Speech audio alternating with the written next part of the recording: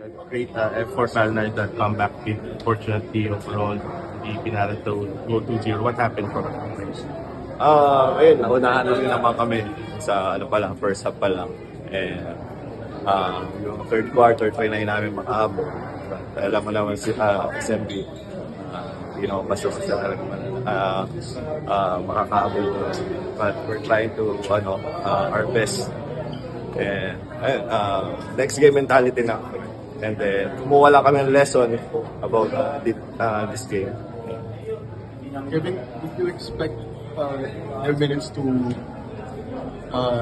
expand during the series, especially when it finals na get something? For me, always ready lang naman ako kung gagamitin ko.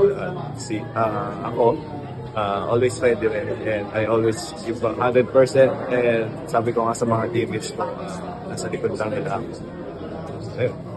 With how you perform tonight, do you expect those minutes to rise in the game 3? Depende na kay Coach yun. Basta, ayun nga, ready lang ako palagi. Kailan tawagin.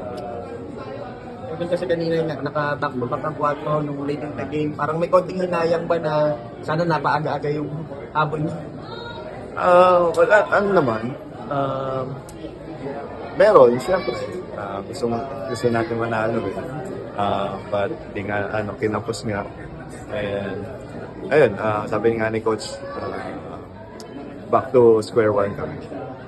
And ayun na, best of 5 na to. Ayun, move on na kami sa game na to. Kevin, ano lang pakiramdam na naglalaro ka na ulit sa finals after a long while? Sobrang sarap na pakiramdam kasi nakakamiss tong wala natin, stage na to. And ayun nga, minsan ang nahalan to, and lubusin na natin. So excited and happy. Last finals na, bara Ginebra. Ginebra pa, 2007, kaya 8. Hindi yung kalaban mo. San Miguel? Asan? Yeah. Hindi yung kay Glenn. Glenn Rice, ano sa'yo? Yung semis yun. Semis. Kevin, may konti kayong sasako, wala na tayo